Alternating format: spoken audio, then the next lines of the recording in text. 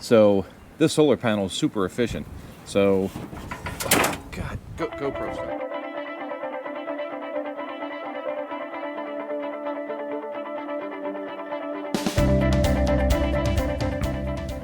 What's up, everybody? It's Joe. Welcome back to the channel. Got a great video for you guys. I just picked up this Predator 350 power station from Harbor Freight. I've been dying to get my hands on a power station, and this one just came out a few months ago from Harbor Freight, and it was at the right price. I just paid $199 for it. So today's video, I'm going to run down basically two main things that everybody wants to know. What can I run on this thing? How long will it last when I plug in certain things? And then how long will it take to recharge? There's a bunch of other great videos out there that give you all the technical specifications, the wattage, the amperage, all that type of stuff. Really good information, but one of the things that I really wanted to know when I bought this thing is I went right to the what can you run and how long does it take to recharge and how can you recharge it. So that's what I'm going to do in this video. I'm going to take a couple minutes and just run you through all that stuff. So let's get started. Okay, so before we get started, one of the things that they make pretty clear is that you need to fully charge this before you ever use it. So they have that little label right up here, and it says it in the repair manual. So let's go through the ports real quick. You say you turn it on, and you know we're starting from 100% charge. Actually, I just got done charging it from my solar panel, and once we get done going through this, I'm going to show you the solar panel too, which is also really sweet. So real quick and dirty details. Right now it's not in a charging state, so it's only going to be showing power output. Right now, since we don't have anything plugged in, it's not having any output watts. Standing by itself, 35 hours and 25 minutes, just standing here until it's empty. So that's literally almost 2 days. You get with this two, like 110 volts, USB charge, USB-C, and the car plug too. And how you turn each one of these guys on is you just hit the little button and it turns green, and then the screen updates, and turns green, and the screen updates. You can have all three of these active. You can plug a lamp in, you can plug your phones in, you can plug a car charger in, and it'll run it. So we're going to go through that in a second, but I just want to give you a quick visual before we get crazy with plugging all these things in, because we're going to do rapid fire. The back is pretty simplistic. So here is where we have the 110 house charging, and then this is where you would input the plugs for the solar panel, and those are called the Anderson plugs. I was just checking on Amazon. You can get extensions for this too, 5, 10, 20, 30 feet, which is really cool because if you want to keep moving it throughout the sun, as the day gets longer, shorter, you can have this long cord. You can have this sitting inside. You can have that solar panel outside and rotate it as the sun changes. Okay, let's start plugging things in. Okay, so in this section, and I'm also going to try something new here, I have this camera that I'm pointing my finger at, taping everything that I'm doing, and then this camera down here will be recording the actual watts that are going out to charge all these items, and then the estimate time to empty. So we're going to see if we can get those videos all to work in sync. So something new. So here goes. Okay, so let's start off easy. Everybody wants to charge their phone.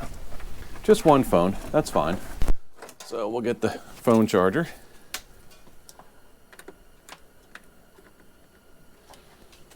And a couple cords here. It's going to get messy, so just bear with it. And turn on the port. Okay, my phone is at 27% charge. So right now it is output at 3 watts and 4 watts, and this power station will empty out in 22 hours.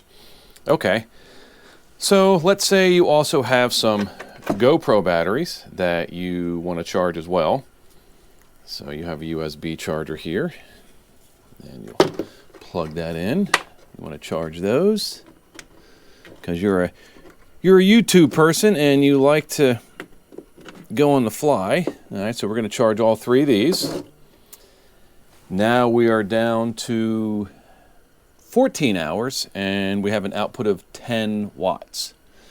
Let's say you want to run this little lamp here that I got from the wife, and if she sees me using this, I'll be in trouble, but that's okay.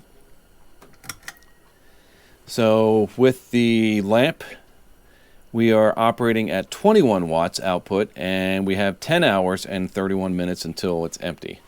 Not bad. Let's see what else we want to charge. Let's charge a charger. We're charging chargers. This is really getting cool.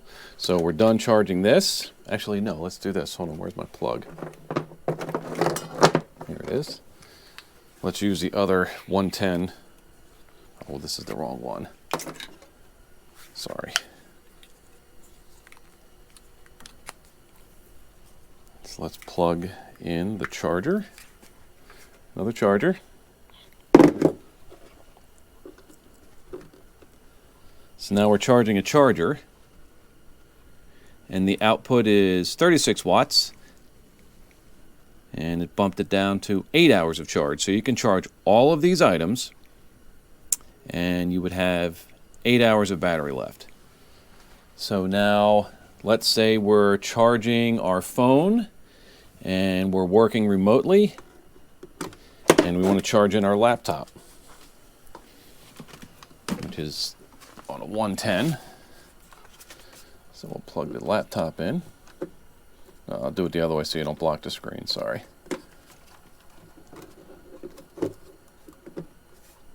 And oh, by the way, to save power, this will, this little display will go dark in about, like if you don't touch anything, it goes dark in about a minute or so.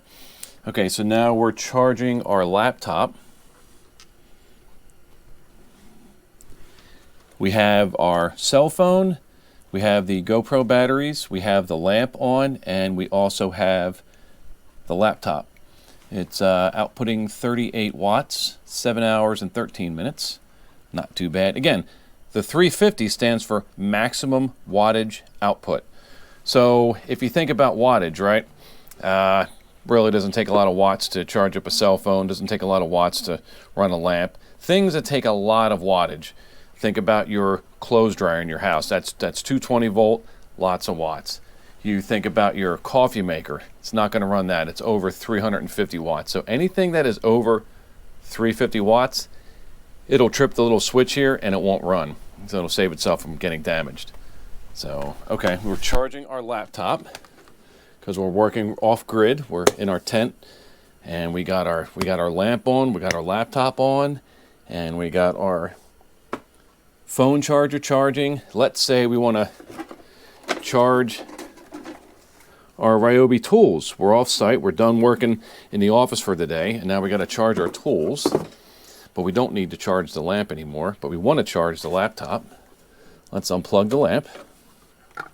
And let's see. Lots of wires here.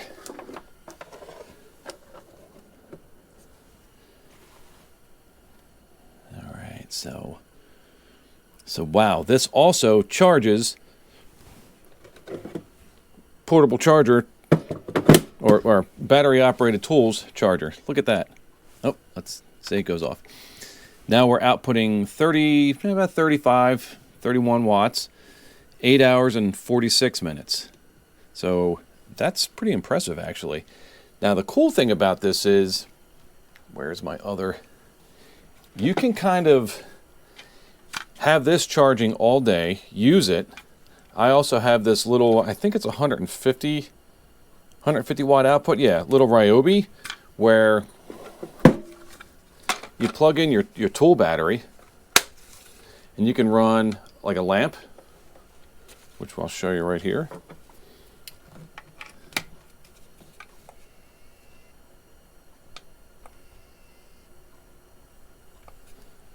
Runs the lamp. And you can put two USB chargers in there so you can charge two phones. But again, this isn't a Ryobi review, but you can charge this bad boy all day, charge these, and once this is charging, you can use this. So you're kind of cyclical charging things. It's pretty amazing what you can do with these things. So let's charge our tool for a little bit. Again, my phone is still charging, our USB is still charging, our GoPro batteries, we're still charging our chargers. This is pretty amazing. So we're still charging the batteries. What else do you guys want to see? Something that really draws a lot of power. All right, hold on, let me go get that.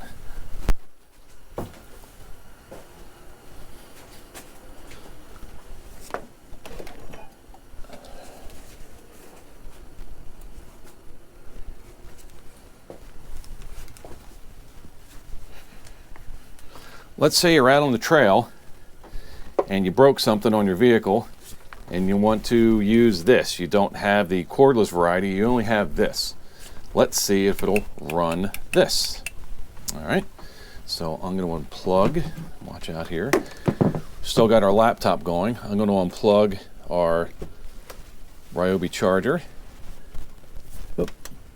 We're still at 8 hours and 43 minutes. We've only used 2% with an output 28 watts. Pretty impressive. Let's plug in our tool here. Oops, sorry about that.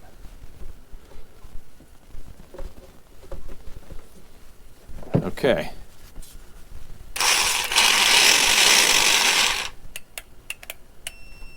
Oh, cool. So you can't run this. So you better hope you have your battery one. And you can, because you can at least charge the batteries to charge this. So you can't bring one. You can't bring this. And this is actually a really good test. You're in overload on this. So this must take more than 350 watts to run. So we'll just turn that off to reset it. And now we're good. So we found the limit. You can't run this. I didn't think so because of the motor, but you see it did start it. Pretty impressive. But not impressive enough to get us out of a jam. So my words of advice to you, bring battery tools with you because you can charge the batteries on the Predator and then run the tools all day long. So let's plug that lamp back in. That was nice.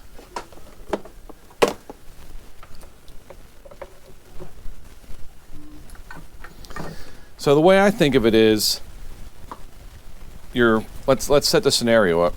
You're off grid. You're trying to get some work done. Let's see if this is still. Oh yeah, it's still showing. This is great. And you want to keep your phone charged, which we are right here. You want to keep your laptop charged. You also want to run a lamp, and you also want to charge your GoPro batteries. Out of the 350 potential watts that this battery can output for you, we're only using 47, maybe 30. Look, no, so it's going to keep changing. We're using 39 watts, and you can run all of these items for 7 hours and 33 minutes until it's empty. That to me is really impressive. I like the fact that this thing can run basically a business day all day long, get you what you need. Go. So after a full day of use, you're charging up your phones, charging up your batteries, using your laptop. You're going to want to recharge it. So let's look at the two options. First off, we're going to look at the solar charger, which I'm really excited about. Let's take a look.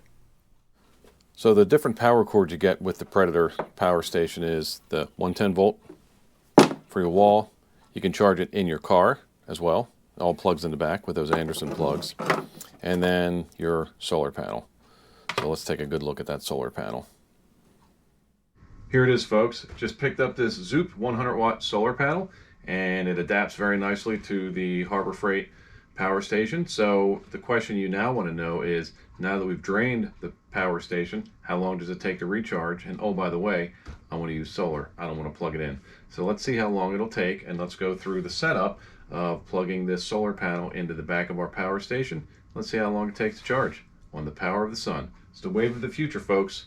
Solar, baby. Here's the Zoupw 100 watt solar panel. So it has a nice little zipper pack here for all your wires. Really convenient.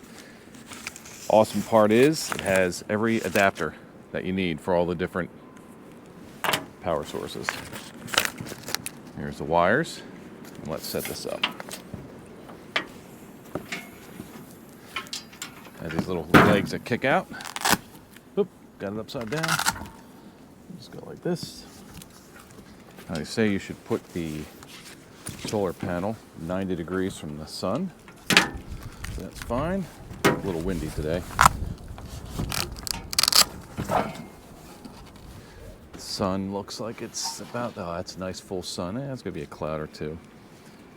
All right. We'll take our cords here.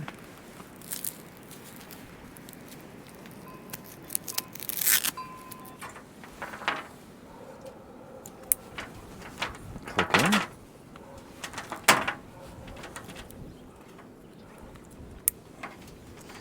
And I have the Anderson connector for this Harbor Freight Predator 350. So just take this.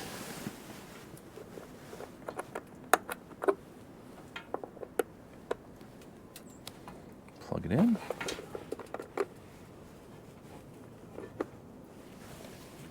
Okay.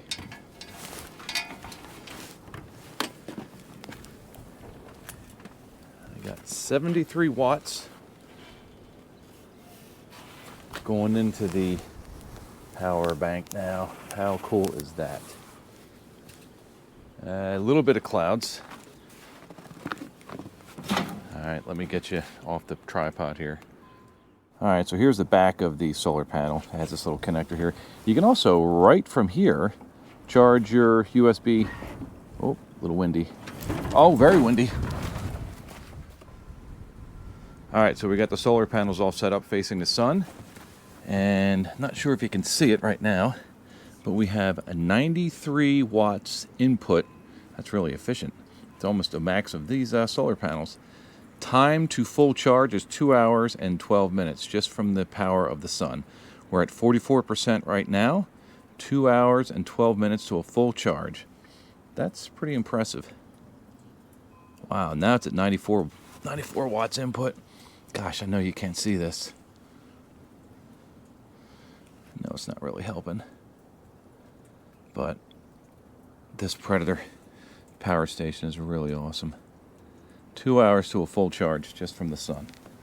Okay, so this is getting pretty much the maximum amount of input watts from the sun.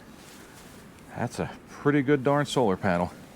All right, we're going to see in 2 hours, and we'll see as I do a time check. All right, it's high noon right now, so that's the fullest power of the sun. So we'll see if at 2 p.m. if this is fully charged. Or 2 p.m. or on or about 2 p.m. That's pretty good. Free power. Okay, so I brought the power station inside. You can see it a little bit better now. So we're at 45% charge, 91 watts going in, and still about 2 hours to full charge. So. Okay, so it's charging along real nice. We're getting close to full. And I just wanted to show you when the sun goes behind a cloud, how the input watts drop. So we're at 93 input watts right now, which is great because it's almost at 100. There we go. Drops down to 10, to 0.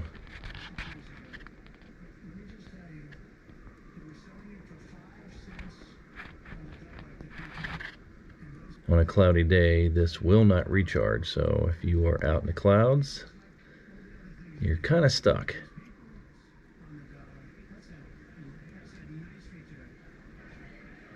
And here comes the sun, ramp up.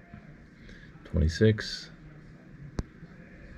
28, 47, 53, 78, 94.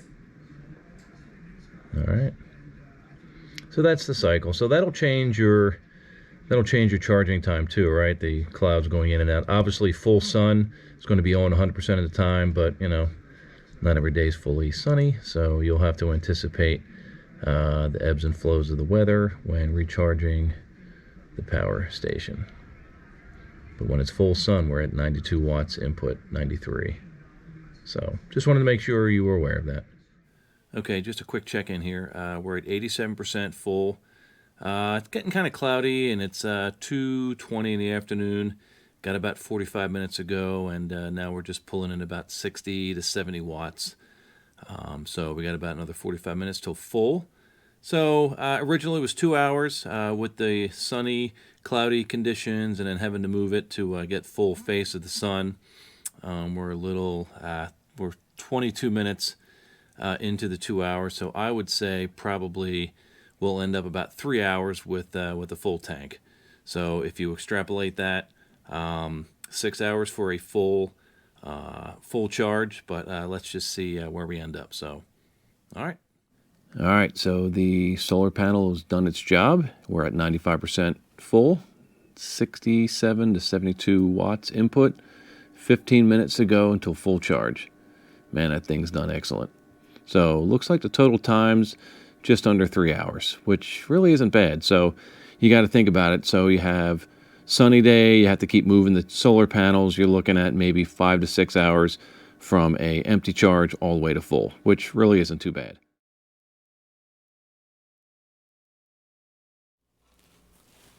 So your next question is, gee whiz, just Jeep it. How long does it take to charge when you plug it into the house? We're going to find out. Okay, so I've already showed you guys how this thing charges with solar energy. Now we're going to do it via household energy. You can see now the power station is at 3% charge, and it'll be empty in 52 minutes. So what we're going to do now is plug this into your home power source. Super simple. Little plug right here. Let's turn it around. And we'll plug that in. So let's see. It gives you an estimate of time to full. Currently charging at 72 watts inbound. So about 4 hours from a 3% charge. So right now, it's about 10:30 in the morning, and I guess about 2:30 in the afternoon, this thing should be fully charged. So I'll check back now and again, but we're just going to let this thing sit here and do its thing and charge up.